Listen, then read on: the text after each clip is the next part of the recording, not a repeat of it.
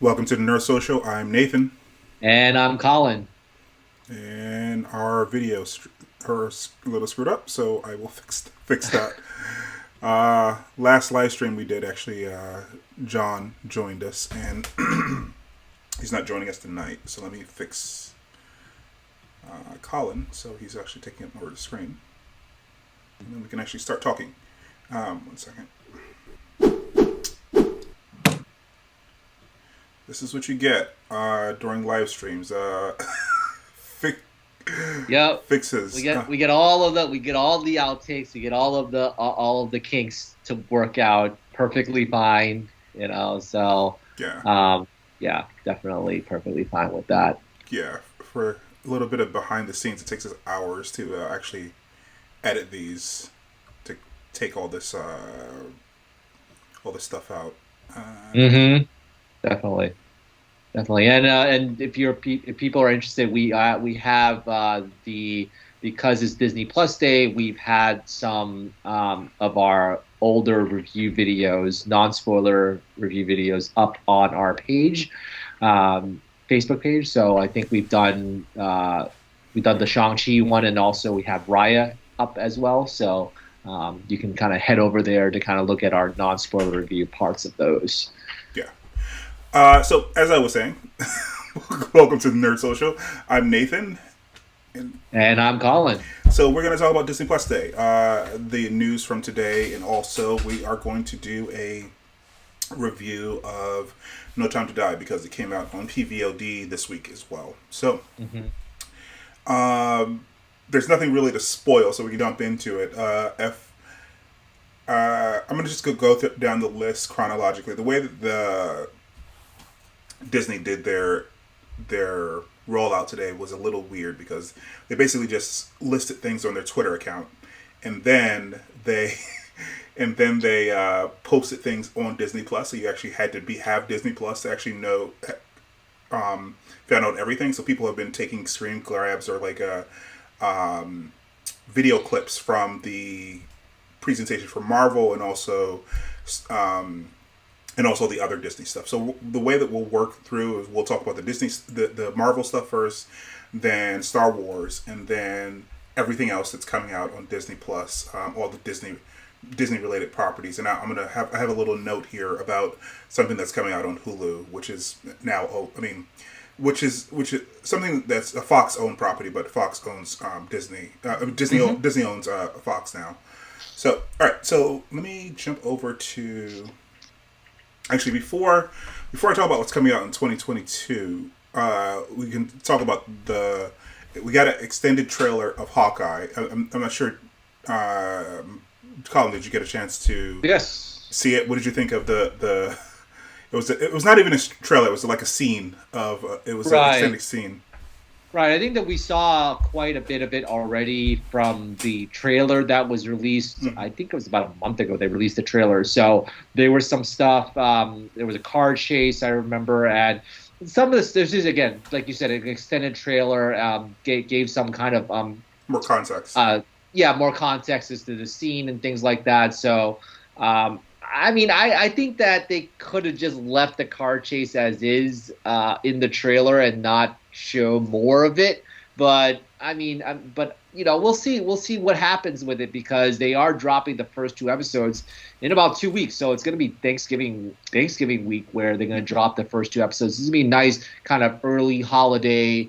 You get to spend time with your family to watch Hawkeye at Mm-hmm. that time. So it'll be fascinating to kind of because we haven't seen that they roll out. I think that when we reviewed stuff, I think they rolled out Bad Batch like Mm-hmm. the first two episodes on May the 4th. But I think in the other Disney Plus shows they haven't done that yet. If I recall, actually, they did it with WandaVision. They did it the first two episodes of WandaVision, so they have done this in the past. But it'll be fascinating to kind of see how they're going to structure the show in terms of flashbacks, if there are going to be flashbacks. And there was a scene of Kate Bishop in one of the costumes Mm-hmm. from Endgame, so it was really interesting to kind of see that. Yeah. Yeah. It looked cool to me. It didn't bother me so much that they showed more of it because I think it's probably going to be in the first episode or the second episode, maybe Mm, one of those two episodes. You got a little bit more context for what was going on in the car, a little bit more dialogue. It was a fine little glimpse. I don't need anything else. I don't need any more yeah, trailers or anything. It's gonna be 2 weeks. So yeah. right. There hasn't been any new. So they didn't release anything new about the Book of Boba Fett, but we know that's coming after Hawkeye. Right. So they did release something new. They released some like a documentary called like behind the helmet or something like that on Disney Plus that you could check out. Mm, I haven't had chance to look at it yet, but there's a little bit of like a small documentary about that. But that's mm, that's the only thing that's coming out this year. Moving on to things that are coming out next year, they did at the very end of the Hawkeye trailer start previewing things that are coming out next year. So they gave you a little bit of snapshot of Moon Knight, mhm, She-Hulk, and Miss Marvel. So I'll start with mhm. that. Moon Knight. We got some images from Moon Knight, and for those who aren't familiar with Moon Knight, he's sort of like I mean he's sort of like Batman, but he has schizophrenia. So there's all kinds of things going on with Moon Knight that I mean, people say all the time that Batman is crazy, and I think Batman is crazy, but like, um, Mhm. Moon Knight has an actual condition. So it'll be interesting to see a vigilante similar to Batman struggle with those issues, and we got Oscar Isaac, um, which we just now saw in Dune, playing the title character Yep. here. So I'm really excited Yeah. about this. There was a Go ahead. Yeah, it was a big coup to kind of get him because he's been in demand, and there was a lot of people that wanted him to be in specific roles, and so having him kind of kind of say yes to this was pretty interesting in itself, and a big coup by Marvel because he has been in Star Wars, he has been in Dune, so he's been a very big sci-fi staple, and a brilliant actor in anything. Have you ever seen Ex Machina? He's brilliant in that role, that kind of villainous role as like a tech CEO. So I think that he does. It'll be very interesting to kind of see what does he offer to this role because Marvel did kind of really heavily try to recruit him for this. And yeah, we'll just kind of check out. I'm very interested to kind of see his psychology and how does the kind of the mysticism, the supernatural, and tying in with the ancient artifact realm of it come into this. How does it all tie in together with all that? That's what I'm trying to say. Yeah. So I Batman with schizophrenia is a kind of a bit too reductive because there's also, like you said, there's some mysticism in there, and Kevin Feige said that they're going to fully delve into that. They're not shying away from any part of the character, even though he's kind of out there. Like he gets his power from like ancient Egyptian something or other, like mysticism. So, Mm-hmm. so they're gonna delve into that in the series, which should be interesting. In addition to his mental issues that he's going to have to deal with, and they mentioned that in the trailer. It's not even a trailer. It's kind of like it's not even a teaser really. It's like a glimpse of the show, but he seems to be having issues sorting out what's real and what's not. Yeah, it'll be very fascinating if they try to bring in some of the Eternal stuff and also some of the Blade, Black Knight stuff into it.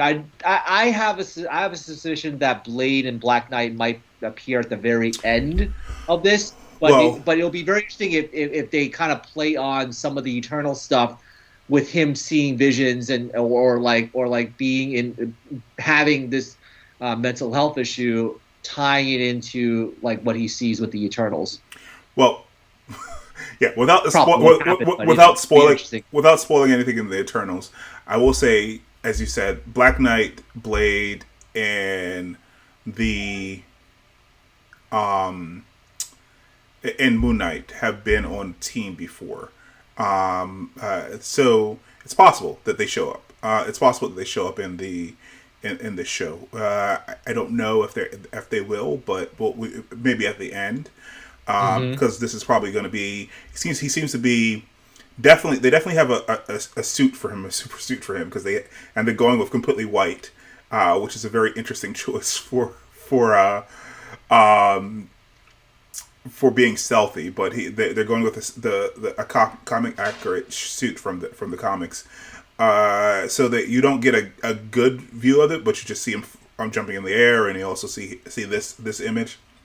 But I don't know. Well, I'm looking forward to it. I think it's probably it's the second most thing that I'm looking forward to, because I guess the first thing that I'm looking forward to is we'll get to that later on. Any other notes about this? Any other thoughts? Yeah, I think just overall, I'm looking forward to what transpires. I mean, they've had now four series right now on Disney Plus for the year 2021. So it seems as though they're going to have 3 series. But yeah, it'll be just trying to be fascinated to watch every week to see what happens. I don't know if they're only going to have 3. So like, we'll get to this at the end. But like after we talk about the 3 ones that they gave like a behind the scene glimpse of. They also listed like a bunch of other ones, which it's unclear whether or not those are coming out in 2022 or 2023. But I just have them listed as 2022. But there's a bunch of other ones that are probably not as far along in their production that might be coming down the pike as well. Right. All right. So that was Moon Knight, and the next thing we get is Miss Marvel. I don't have any very clear images of this, but it seems interesting. Like it is also part of it is true to the comics, because she's definitely a Captain Marvel fan. So her first super suit looks to be like a costume, a Halloween costume of Miss Marvel. Captain Marvel. We have something that looks a little bit.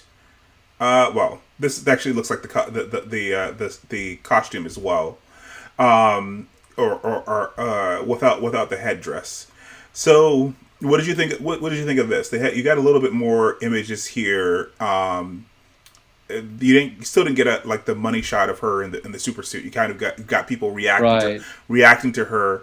The big controversy with this is that they are, and I haven't been talking about this on any of our streams. Well, we haven't really talked about Miss Marvel in any of our streams, but it's not something I would have brought up because I don't really like talking about gossip. But in this little glimpse, we got to see that the rumors are true, that they're changing her powers. She's not going to be sort of like elastic and like bendy and grow similar to like Reed Richards. She has some sort of like mystical power, because you see that like a blue or purple glow around her. So there are a lot of people that are annoyed with that, because it was very purposeful to give her powers that weren't necessarily sexy, because all the female characters tend to get powers that make them look flattering. And the creator of this character specifically chose powers that wouldn't necessarily make her look flattering, but make her powerful. So the MCU's decision to change those powers isn't sitting well with a lot of people. But I mean, I'm still interested in the show because of the representation. Because I mean, and you see that in the glimpse as well. You see. She's a Muslim American girl living in New Jersey, and you see some glimpses of her at mosque and things like that. So I'm still interested in the show. I'm a little disappointed that they changed her powers. It's also maybe for practical purposes, animating her powers would probably be very expensive. Her powers from the comic books, but we'll see. What did you think? Yeah. Definitely, I think that you're probably right on with the powers part, because we talked about Titans before and how it's very expensive to kind of, with Beast Boy, it's very expensive to change him into some other animal and things like that. So I think that in terms of the production of Ms. Marvel's powers, it would be very difficult to kind of change her in that way, even like in terms of the production though. So they're probably maybe that power can be reintroduced in the movie The Marvels. Hmm. So that could be a possibility when they have a bigger budget. They might spend more time with it, but I think that it might be a little overblown in terms of assuming that that character is not going to change powers. I mean, we looked at Thor. I mean, Thor basically had an evolution in terms of his powers throughout the movie. So, who's to say that Ms. Marvel's not going to go through that as well? So, and it's very interesting to kind of see whether or not the origin of her powers is going to come from the Infinity Stones, because she is it's approximately very where she lives in New Jersey. Jersey City is like right across the river from New York City. So whether that Chitauri tech or some other sort of way, Infinity Stone, or maybe even the snap probably had Hmm. an effect on her. So that'll be very interesting to kind of find out where the origins of her powers came from. But of course, they can, like I said, they can evolve. They can evolve into something where, if they have enough money for the Marvels, they can probably do something more with her powers. So I would say, kind of hold tight on that and see where kind of that leads us to. Yeah, for those who are unfamiliar with this character, her powers are from she doesn't there's no like there isn't a origin story similar to how the X-Men don't necessarily have an origin story, because she's not a mutant, but she's an Inhuman. So Mm-hmm. she was born with her powers, and they were unlocked from the Terrigen Mist. Right. So, and that's how all the Inhumans sort of get their powers at at a certain age. They're exposed to the Terrigen Mist, and the Terrigen Mist unlocks their powers. So they that's probably the other reason that they changed her origin, so they didn't have to get into the Inhumans yet, because the Mm-hmm. show that was on ABC is probably still has a bad taste in a lot of people's mouths, because it was not very good. Mm-hmm. So that's probably the other reasons they have to come up with an Right. origin. They have to come up with an origin story for her, because they can't introduce a whole sub sub race of humans in her show. It's a little bit too much. I Right. think they want to just focus on the character and her journey. Yeah. And to be honest, they can always have her powers evolve, and we've seen that with mutants, we've seen that with even in the MCU. So it's not like it's out of the realm of possibility that that won't happen. But again, they have Marvel has kind of based it upon the Infinity Stones. Now I think the Snap is the one that they're going to base a lot of these powers. Where is it going to come from, and all that sort of thing? There's going to be the repercussions of that. I mean, maybe. I think they're also in the process of saying that the Infinity Stones were important, but they're not the largest or the most important things in the universe. Um, Mm, this is a little bit of a spoiler for the Eternals, but it's like the first thing that happens in the movie. The Celestials, who factor very heavily in that movie, in the very beginning, it says the Celestials were before the Infinity Stones. So okay. there are things in the universe, in the Marvel universe, that we haven't explored yet that are more powerful than the Infinity Stones. So everything doesn't have to flow from them to make things make sense. I mean, they I think are very purposefully trying to get away from the Infinity Stones. That's why I was watching a featurette earlier today of Shang-Chi, which is now on Disney Plus today. The Assembles episode, they specifically mentioned that they redesigned the rings so that they won't make you think about the Infinity Gauntlet. So I think they're trying to get away Got it. from the Infinity Stones in general, to try to show the universe is vast, and the Infinity Stones are very very important, but they're not the only important thing in the universe. So I don't know. So if they want to really lead into the Celestials, I mean, it could be that there's some effects from that happening as well. Mm-hmm. If they don't want to go back to the well of the Infinity, to the well of the Infinity Stones. yeah. I think also like showing Loki and the TVA and the Infinity Stones being basically paperweights. I think they're definitely trying to say, the Infinity Stones were important. They are important, but we're moving on and we're telling other stories that aren't Infinity Stone centric. So Got it. Got it. All right, so we got also a glimpse of She-Hulk. So a couple of things. I have the logo here because they changed the logo. The logo was kind of like a little more like juvenile, kind of like, and this looks more more serious. Yeah. For some reason. So they changed the logo for the show, and we got a couple images of She-Hulk. This is played by, now I'm blanking on the actress. Tatiana Maslany. Yeah, from Orphan Black. If you haven't seen that show, the show is awesome. You should check it out. I think it's on Amazon Prime right now. This last time I saw it was on Amazon Prime. So Amazon Prime Video. We got a little bit of a glimpse of what the CGI She-Hulk is going to look like. This is the suit that she wears currently in a lot of current runs of the show. Current runs of the comic. It's more of like a sporty gym look. Although they are making her tall and very like supermodel-y. So we'll see what they end up with in the end. She also seemed to have high heel sneakers, which is weird. Like her sneakers, if you look at, you can see this on Disney Plus. If you look at the sneakers, they kind of come down to a point which couldn't be very comfortable to run in.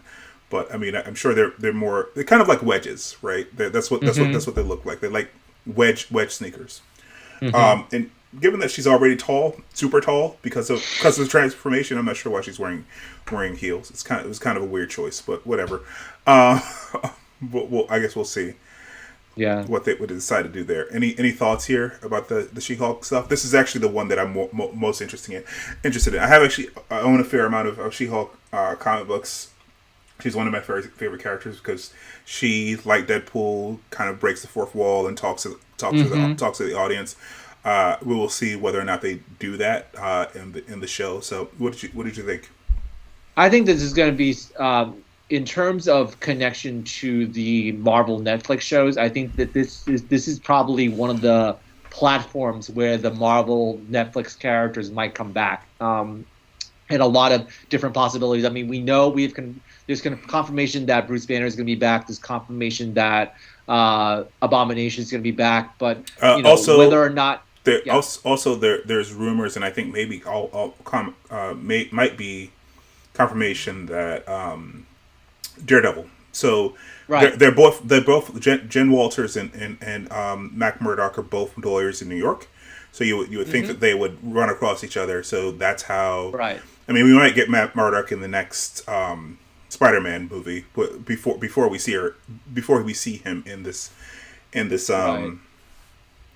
show. So yeah, we will see in the next month or so whether or not he's already been added to the cinematic universe. Right. Because I think that there are definitely some things about the Netflix Marvel shows that Kevin Feige liked, because there were of the things on television that Feige wasn't in control of, that was some of the best things that division created was the Netflix shows. I mean, they definitely not all of the stuff they did was great because their budgets weren't as big, but Agents of S.H.I.E.L.D. and all the Netflix shows, even Iron Fist in the second season, at the end of the second season, got good. I doubt, of all the people that they bring back, I doubt Iron Fist is going to come back. We'll see though. Yeah, I think that there's definitely some potential there with the Marvel Netflix shows. I think that we probably had some hints maybe at the Hawkeye, show in about that coming out in 2 weeks that may have some of that as well. So, yes. They're slowly trying to bring back in the Marvel Netflix characters, and it will be very interesting to see where they are going to be plugged into this into the MCU now that they have the rights back to it. Yeah, so we're going to talk about the Hawkeye show and how it's connected to Netflix in a minute, because there's actually a show coming up that speaks to that. So Right. those were the three things that we got actual glimpses of, because the principal photography is either completed or nearing completion on these three shows. But they also listed a bunch of other shows. So they have something called X-Men 97. Wow. And that's why I'm wearing my X-Men shirt right now, because I'm very, very excited about this, because 97 is when the show ended, the original show in the 90s, and they're just basically going to pick up from there. They're going to update the animation a little bit, but they're going to basically pick up from there, and I'm really. This was an awesome show when I was a kid, and I'm glad to see that it's coming. They're just extending it and coming back, and I think this is a good way to dip their feet in the X-Men mutant world before they actually bring them to the cinematic universe. They didn't say so. Right. This is not this show exists outside of the MCU. But it is being produced by Marvel Studios. They put that Marvel Studios stamp right at the top there. So, right, yeah. I think that this is just a full circle type of thing. I mean, the X-Men show started as actually from Saban Entertainment, and that was the company behind Power Rangers, and they had a 11 a.m. Saturday morning on Fox. I got just to watch X-Men all the time. It was great. The only thing that I was not very happy about as a kid was that they kind of mixed the episodes back and forth, so you didn't know they didn't go chronologically. Yeah, you get to miss some episodes, and you're like, to be continued. I'm like, and then you as a kid you miss the next week, or you miss the following week, and then you're like, oh, you pick back up and like, oh, where did it go? So it was kind of and then when I bought the DVDs, it was actually much better. So I got to see everything in order, and everything was as great as I thought of it to be.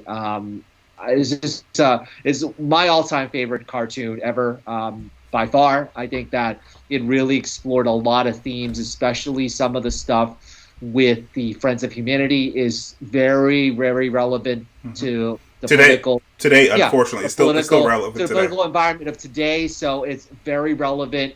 It was very interesting in that I saw someone comment online on one of the groups. They said that they don't want to make it woke, and I'm like, wait a second. Were you not paying attention to What are you talking about? Yeah, it was like the most woke thing that was out there in the '90s. What are you talking about? It's like so people just don't understand. Is that I think that you when you were kids, you kind of don't understand that was the case. Actually, that it was very progressive. I feel like that it was written as a kids show, so like you completely missed the point. It's not like they were like subtle about it. You missed the point, basically. Yeah. You were able to you just looked at things exploding and you didn't engage with the material past that. I guess I don't know. So it makes no sense. Or they were just interested in the Shi'ar Empire, or they were interested in, Wolverine kicking butt. But it's like, but the basis of the show was about civil rights and about humanity and about mutants gaining equal rights. I mean, that's basically what it was. So to say that you don't want to wokeify it or anything like that makes no sense to me, because it was so woke. Yeah, I've given up trying to understand people who don't understand that X-Men was created even back in the don't even have to think about the 90s. It's created back in the 60s by Stan Lee as a political kind of allegory of and like Professor X was supposed to be like Martin Luther King, and Magneto was supposed to be like Malcolm X. Like it was an obvious allegory about the political times of the 60s, the civil rights movement and stuff like that. So people who don't understand that, people who say that Star Trek has become political when it was political back in the 60s, I don't understand these people. So this is so weird. It's very, very weird. And I think that even for, I just want to say that even for Jubilee, I have a friend who who's an Asian American woman, Mm-hmm. now has a family and things like that. But when she grew up, she loved Jubilee Mm-hmm. because it was representation. It was Asian representation. We had very few Asian, like positive Asian representation. She was very prominent in that Yeah. show. So it's like that's such a kind of a landmark type of thing. Like we've grown so much in terms of representation over the last 10 years or so, but they did it first. I mean, a lot of them, they did it first. So I just think that having them revisit it is definitely very interesting, because the fourth season was kind of wonky and they had to outsource the animation. So having them kind of go back to some of the peak stories. I mean, I'm not sure if they're going to revisit some of the peak stories like Days of Future Past, or they're probably not going to do that. Because it's a continuation. I think they're going to move. They're going to move great. forward. Yeah, the Phoenix Saga. The Fox, before they were bought by Disney, had the chance to do the Phoenix Saga twice, and in neither case did they do it as good as this show in the '90s. The show was excellent. Yeah, they had the 5-part Phoenix Saga, then they had the 4-part Dark Phoenix. It was very well done. It was just like you were almost at the edge of your seat. They made it almost as though it was like a primetime event, like prime time for adults, like showing it. It was just amazing. I think they did have that, the precursor show to the Phoenix Saga. There was an episode where they found out about the Shi'ar Empire, and it was like they had Lady Deathstrike in it. It was really well done. It was like almost like edge of your seat type of entertainment, and you still get goosebumps watching that show. Yeah, it's for me. I mean, you said this is above everything else. For me, it's probably between this and the Batman the animated series, but this show definitely has a big place in my heart. It actually got me into comics before I started buying comics. This show got me into comics even more than the Batman animated series show. So right. Yeah. And last thing, theme song. I mean, the best intro ever. Oh yeah, it is so great. No one can beat that intro. Nobody can beat that intro. The theme song and the intro and all that stuff. No one can beat that. Yeah, they definitely shouldn't change that. That's they better not change that. I was actually watching a documentary about that like a little while ago. I forget. There was actually a famous like rock musician who made it. I have to look that up. I don't have it off the top of my head, but yeah, it's an iconic theme song, and there's no reason to tweak that. All right, so that's the thing that I'm most excited about. That's why. Oh yeah. By far is it made my highlight of the day, basically, on Disney Plus Day. Yeah. So Echo is a new show that's coming out on Disney Plus, following the Kingpin's daughter. So Echo is a character in the Marvel comics, and this is what I was talking about when I said that there's a little bit of a tie back to the Netflix shows in Hawkeye, because the Kingpin is supposed to show up in the Hawkeye show, and I guess not only the Kingpin is going to show up, but Echo is going to show up as well. So right, she was in Hawkeye. She was like, you saw some of the extended scene and stuff like that. You saw her in the car chase, so it's already confirmed that she's in it. Okay, so we'll see her. We'll see her in Hawkeye, and then she'll get her own show. So, right, exactly. It's a spinoff. Yeah. But we also apparently we'll see the Kingpin or at least glimpses of the Kingpin. And it'll probably be Vincent D'Onofrio, which is a good choice because he did a excellent job in the Daredevil show on Netflix. Oh yeah, I mean, in terms of character depth, like I mean, it was years ago when it came out, but he was such a like, this is when Marvel did not have good villains. Like, this was before Thanos and Loki and things like that. I mean, Loki still had a following, but the layers in which they put his character in was so compelling. Was just like, his backstory, all of that was just so rich. And then of course, with Vincent D'Onofrio's performance was just so amazing. Just a brilliant character overall. I think that it kind of tailed down after in season 2 and season 3, but at the same time, that introduction in season 1 with him being the Kingpin was just some of the best stuff they've written so far in terms of the Marvel Netflix series. Yeah, it was a good show. It was a really good show, and it was well casted, well cast, and it was very well written. So yeah, it was a good show.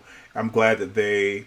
I mean, there's no confirmation of any of this. So like I said, I don't necessarily like talking about rumors, but it seems that uh, they are not throwing away all of the Netflix stuff, which is good. Yeah. Definitely. They might say that it existed in a different universe and that and these characters just look the same because like I said, I Right. don't know that the Iron Fist is going to come back. I think they're probably going to recast that to maybe an Asian character, Asian actor, or maybe a mixed Asian actor, maybe half white, half Asian. I think that would probably be a better choice than bringing back the whatchamacallit, the guy who played Danny Rand in the Netflix shows. So, Yep. all right. So, Echo is something that they've confirmed, and all right.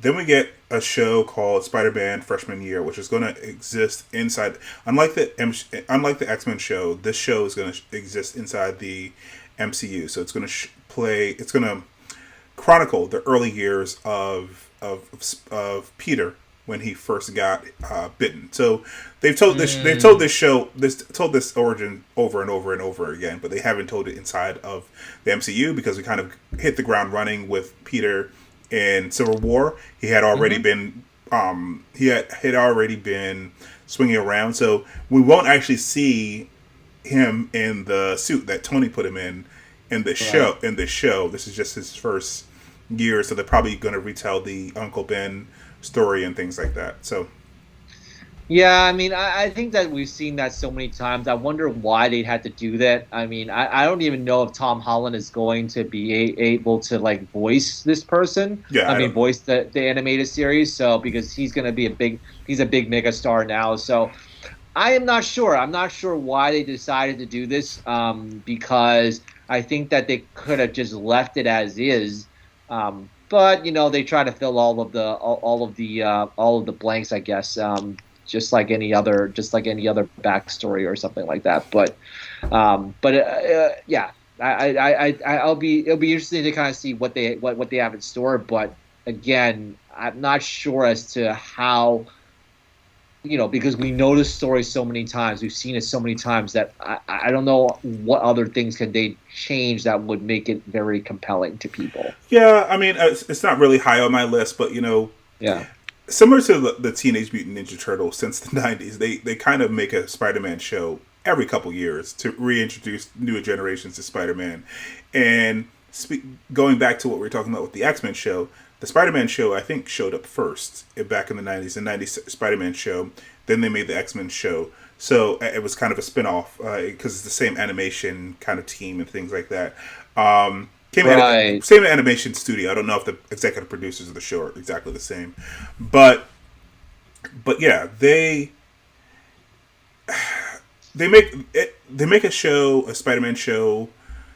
They make a lot of Spider. They've made a lot of Spider-Man shows over the last 25, 30 years. And Hmm. the first like Marvel show was like Spider-Man and his Super Friends or something like that in like the '60s or '70s. So some of those shows have been good. Some of them shows have been yeah, okay. They even had a Spider-Man 2099 show back in the Yes, they '90s. did. Yes, So they did. we'll see. I mean, I'll check it out. I mean, it'll be on. I have Disney Plus like like other people I hope people who are paying attention to this conversation have Disney Plus because we're basically talking about Disney Plus stuff. But so I'll check it out. But it's not like the highest thing on my list. Hmm. So Exactly.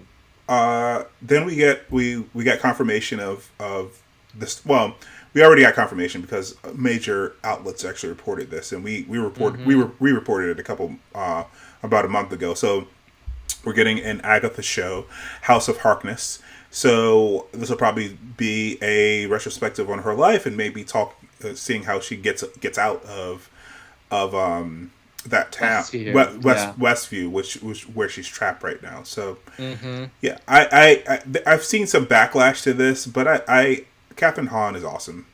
Like Yeah, it, she is. so I want to see more Catherine Hahn. So I'm okay with this, and I'll watch this show. I'm more curious as to who the other characters are going to be in this show. Like, what other type of new characters they're going to introduce. They're probably going to explore, again, her, of course, they're going to explore her backstory, but yeah, who are the new characters? Because I haven't read the comics with Agatha Harkness in it. So, yeah, that is why I would like to watch, to see what other characters are kind of in her world. Right. So not much information here, but we all know Agatha from the show, WandaVision show. So Mm-hmm. more of that. So they're going to make a Marvel Zombie show, and this is going to be separate from the Marvel Zombies. Well, it's unclear whether or not it's going to be separate from the Marvel Zombies that we saw earlier this year in the What If episode, because the Marvel Zombies comic book is very different than it was represented in the show, because the Marvel Zombies in the comics, they still have their intelligence. Now, it seems we talked about this when we ranked all the episodes. In the episode, they still had their powers, but they didn't have their intelligence. In the comic book, they had their intelligence. They just had an insatiable need to feed, so they were always trying to figure out how to get rid of this curse, but they also were also eating people. So I don't know if they're gonna go that route, but they're making it completely. This is the exact logo from that run, that Marvel Zombies run. So what do you think about this? I mean, that was that was like your favorite episode, wasn't it? Or... Yeah, that was one of my top episodes. I think within the context of What If, I think for me, I've never been into too much zombie films here and there. I mean, it's just a cultural phenomenon that everything is like zombified in some ways. Mm-hmm. For me, I'll watch it, but I think I want to know more about it before I kind of commit to it right now, because again, or see more of it to kind of figure out what's it all about, what's the story like, is it connected at all, or is it kind of like this fun type of fun type of thing that's going to happen, like same thing with What If. What If, yeah. It's kind of like fun offshoot type of thing, or is it connected? So we'll see. I mean, I don't know. I doubt it's going to be connected. It's probably in a different universe, because, but even so, it'd be interesting to do that in a different way than we got it in the What If show. Actually having the zombies talk to each other and like have to deal with the moral quandary of their hunger, and also the fact that they're like supposed to be super heroes and things like that. So yeah, I'm it's not like top of my list, because X-Men 97 is on my list, but I'm more interested in it than I am the Spider-Man show. So yeah, yeah. All right, so then we're gonna get What If season 2, which is which we were just talking about. So there was one episode that they didn't show in season 1 that they actually started to finish, which is the Gamora episode, and I guess we'll see a bunch more. We talked about this several weeks ago when we went through our ranking. One of the things that they're probably going to lean into is the Captain Carter of everything, of it all in season 2, because we've heard that from some of the creators of the show. So we'll get more of Captain Carter. All right. And then there's an I Am Groot show, which I have no idea what this is. Yeah, they said it's some type of animated short. It's kind of like maybe like in the realm of like Star Wars Visions, where it's like a short. Yeah. Maybe you explore his planet. That type of sort of thing. Yeah. One thing I should mention, that we talked about a couple animated shows here now. So Marvel Studios has stood up a full-fledged like animation studio, so they're going to make a lot of animation. In addition to, I mean, Marvel has made animation over the years, but it was never under the umbrella of Marvel Studios. The same people who very meticulously make all the cinematic stuff. So they are leaning heavily into the animation stuff, which hopefully will have more quality control than some of the Marvel animated stuff that we got in the past. Because honestly, as great as Marvel is in the cinematic universe, they are terrible. They have been terrible with the animation. Yeah. Like DC animation has always been better, Mm-hmm. except for like the most recent stuff. Like I said, What If was really great.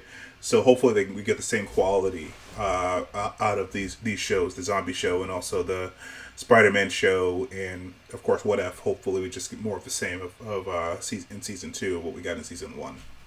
Yeah, I watched some of the Avengers Assemble episodes. I mean, they're okay. They're not They're bad, not like but they're not like great though. I mean, they're not as compelling as the DC stuff. So, um, yeah, I think that because you go back to watch it, you're kind of like, oh, but I already watched this before. It's like I already watched. I just watched the movie instead of watching that. You yeah. know, So in terms of the story. I mean, the stories are different.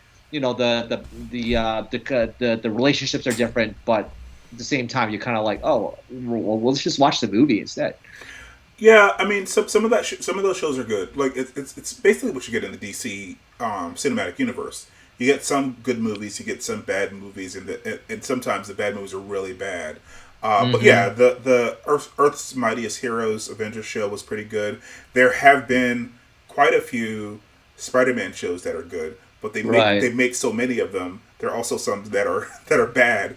There are quite a few that are also bad as well.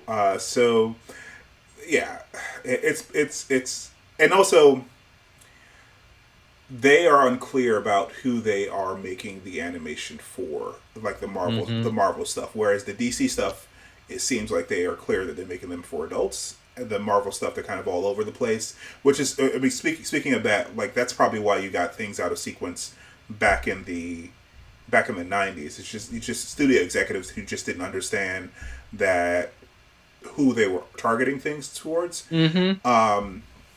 The way that things are delineated now at Disney is that they have things on the Disney Channel, and those things are not going to be serialized. They're meant for kids, so they can kind of jump in and they can watch it in the background, and they don't have to follow the entire story, the Disney Plus stuff. So they're not they're episodic, Hmm.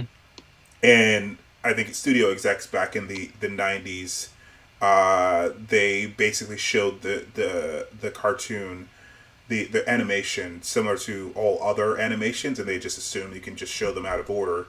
But the delineation is more precise now with Disney. So like the Disney Plus stuff is kind of like for families and adults.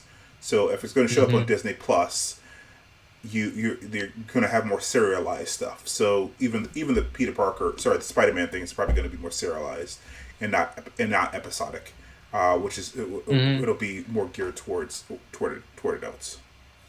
All right, Hmm. so Ironheart, we got no new information about this, but we got a new logo. This is the new Ironheart logo. We do know that Ironheart is going to show up in Wakanda Forever, Hmm. The new Black Panther movie. So we had some scenes being shot up at MIT, which is where Ironheart goes to school in the comics. I think that was around the time that Letitia Wright got injured. So Hmm. she will show up in the next Black Panther movie. There are some rumors swirling around the Black Panther movie that I mean not necessarily going to get into, but we do know that Ironheart is going to show up. That's not necessarily that's not a rumor. And Hmm. then she'll get her own show. Right.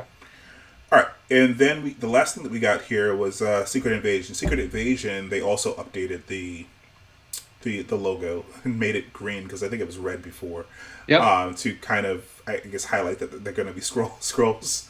If you didn't know that if you didn't think or if you weren't aware that there were going to be scrolls before, they made the logo green so you know. And they showed a couple glimpses of like Nick Fury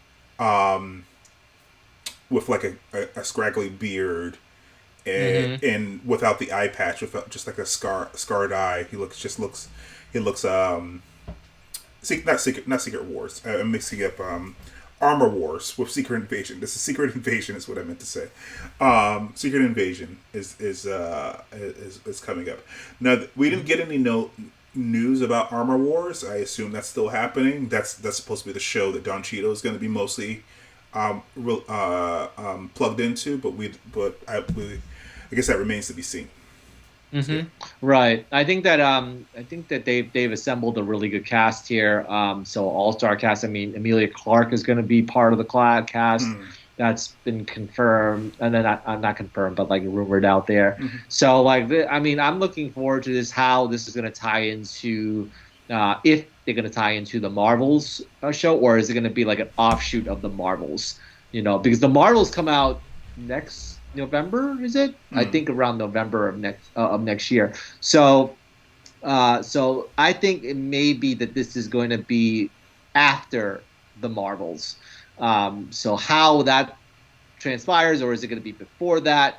Because it may be that Ms. Marvel is going to be coming right before the Marvels, and then this is going to come right after the Marvels. I'm pretty sure the Marvels is a 2023 movie, and I just know that. Okay. I just know that off the top of my head because I had to do the content calendar for our channels and our media channels. So Right. I was looking forward to the next year and then the year after that, and I think it's a 2023 movie, not a 2022 movie.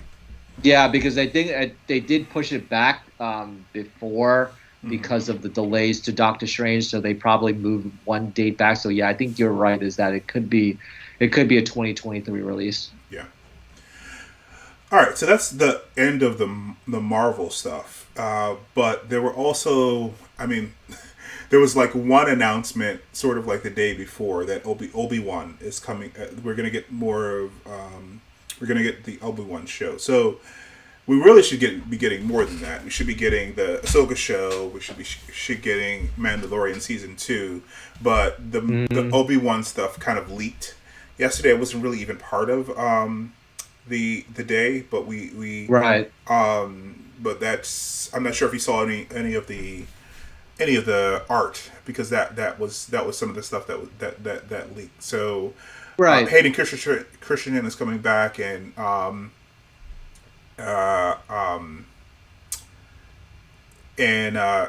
blanking on the guy who plays Obi-Wan. Ewan McGregor. Ewan McGregor. So he's very happy about playing, getting to play with Hayden Christensen, because apparently back on the set they couldn't get them to like stop making like lightsaber noises, so they kept playing with each other. So they like each other a lot. So I think that Ewan McGregor is really glad that he's coming back. He's going to be able to play with his friend. I don't know. We'll see whether or not we get any flashbacks to Hayden Christensen and Ahsoka, because I mean the Ahsoka show is much later in her life. Obi-Wan is dead. They don't take place at the same time as the Obi-Wan show at all. So right. If they have any flashbacks to Ahsoka, then they have the cast yet another person separate from Rosario Dawson to do those flashbacks. Do you think? But I think you're right, because it has to be like probably a shorter. I mean, they could do it. It depends on what age you're talking about. If you're talking about going back to, if you're talking about when they split up, she looked like a child. She was like a teenager when I mean, if you're talking about from the Star Wars Clone Wars show, she looked like a child. Now, Rosario Dawson is appropriately sized and also aged for the way that she looks like in Rebels, which is fine. And I think this is the time period that we're talking about for the Rosario Dawson show, like the Rebels period, like right. So after they have any flashbacks with Hayden Christensen and Ahsoka, they're going to be I think they got to get another actor, a more slight actor, and hopefully they get another actor of color as well. Yeah.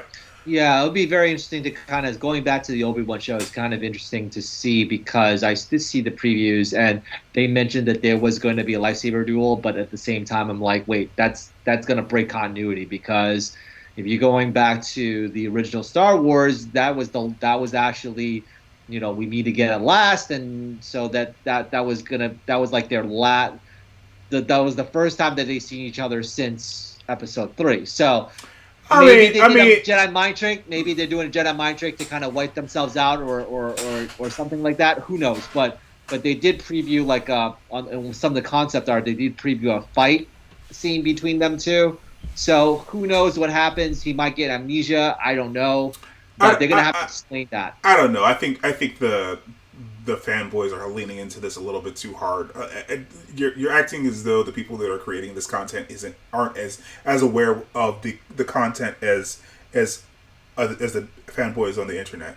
So you can write you can write and all the people who are creating this stuff are fans as well. You Right. What he said specifically is that you were the master and now I am. That's all he really said. He didn't say it's possible. And I was actually actually someone talked about this earlier. It's possible that he met up with him again and he schooled him and Obi-Wan schooled him again. He lost again because he hadn't gotten to his level yet. Like the first time they met, he chopped him into little pieces. So Yeah. and he's still getting used to this robot body. So I don't. It's possible that they just fought again and he just lost again. Well, I mean, I don't know. I mean, the way that I saw the original Star Wars was that it was the first time since they met. So I mean I have to watch it again to kind of see it. But I mean, the easiest way to do it is probably in order to break that type of continuity issue, is just to say like, yeah, he did a Jedi mind trick. They forgot he forgot that. That's unnecessary. But they may probably not do it. They probably would do what you're saying, is that they probably will just kind of, okay, it's there, whatever. There's going to be a little bit of inconsistency. Deal with it. I don't think there's, like I said, I'd have to go back and see that scene word for word, but I don't think he said this like the last time I saw you. He didn't. He didn't. But it kind of implied that it was like, oh, we haven't seen each other since that. If it's an implied thing, that it's not breaking continuity. Right. You there's people that reading into it. It wasn't explicit. Then they can they can play around with the things that are not explicit. Like if it's explicit, then yes, it's breaking continuity. But if it's implied, people can come away with all kinds of implications for things that are not clear, and they might be wrong, and they're just going to say that they're wrong. Yeah, and to be honest, that the whole original Star Wars is very. I mean, there's a lot of vague stuff that Obi-Wan did say in that story. He said a lot of vague and also misleading things to Luke as well. It's like your father really wanted you to have the lightsaber. Really? Did he? He didn't know you existed. Yeah. He didn't know you existed. So I don't know if he. I mean, if you read into it, he was like, if he knew you existed, he would have wanted you to. But that's not what he said. He said your father wanted you to have it, and your uncle didn't want you to have it. It's like, it's a little playing with the truth. Playing with the truth there a little bit. So yeah. Yeah. So I mean, yeah, because of the vagueness of the. It's a little bit more malleable, like you said. It's a little bit more malleable because of the fact that it's just vague. It's just vague stuff. The Jedi are just very vague, I guess. Yeah. All right, so that's the only real like Star Wars things. Even though, like I said, there's an Ahsoka show coming. There's a season 2 of The Mandalorian coming as well. I think what else? We're getting the show based upon Oscar Isaac's character, right? The Cassian Andor. Cassian Andor. So Diego Luna is going to be Diego Luna. Yeah. Yeah, that's from that was Rogue One. Cassian Andor. So I think that's what we were promised, but that's the only thing that we got an update on over the last couple of days was the Obi-Wan show. And there's a bunch of other like Disney stuff that I'm interested in. There are a lot of Disney stuff that they talked about, but not things that I was interested in. So I don't have images for this, but like they're bringing back Chip and Dale Rescue Rangers, which was another cartoon that I really liked when I was a kid. Yeah. They're doing a sequel to Enchanted called Disenchanted with that's gonna be fun. Yeah. So it's Amy Adams and I think Patrick Dempsey was in that movie. Yep. Yeah. Hocus Pocus 2 will be a movie that will come out on Disney Plus as well. Yeah, when I watched that movie in the theaters, this was when I was like as a teenager. I thought it was pretty good. I thought it was okay, like as a Halloween movie, and it was great. But over the past like 30 something years since that movie came out, it's just like it's just grown into a cult classic. It's just like amazing the Yeah. transformation of how big it's become actually, and it's now a Halloween staple. Yeah. I think a lot of it had to do with ABC Family playing it like when they had those 13 nights of Halloween, they played it all the time every Halloween, Yeah. and that's probably why it kind of developed a following. But when I first saw it, I was like, it's okay, but a nice story. I Yeah. can imagine myself being that teenager, but yeah, I just didn't think it would be that huge. Actually, Yeah. it's just amazing. People love that movie. As you said, people watch it every single Halloween. Like I think Mariah Carey's song become synonymous with Christmas. Has become synonymous with Christmas, and Hocus Pocus has become synonymous with Halloween. Halloween, yeah. Yeah. No, So, the Proud Family is coming back, which is cool. I wasn't like a avid follower of that show, but like I appreciate the representation of that show provided. I'm glad for people who really like that show. Actually, it's still available on Disney Plus. So if you want to catch up on the previous seasons, you can do that. They dropped a behind the scenes thing with Willow today as well, which is weird. It was weird and funny. yeah, And it was. that's coming out on Disney Plus as well. They are also going to drop 2 documentaries about related to Pixar things that are coming out. So this is not necessarily Disney; it's really Pixar. So next year we're going to get Lightyear, which is the Chris Evans. which is the Chris Evans stars in that movie. It's basically the movie that I guess that Andy watched before he bought the Buzz Lightyear toy. So Right. and there is going to be a documentary on Disney Plus about that, and also there's something called Turning Red later in the year that's going to be about a girl who turns into a panda, a red panda, something like that, when she gets embarrassed or angry.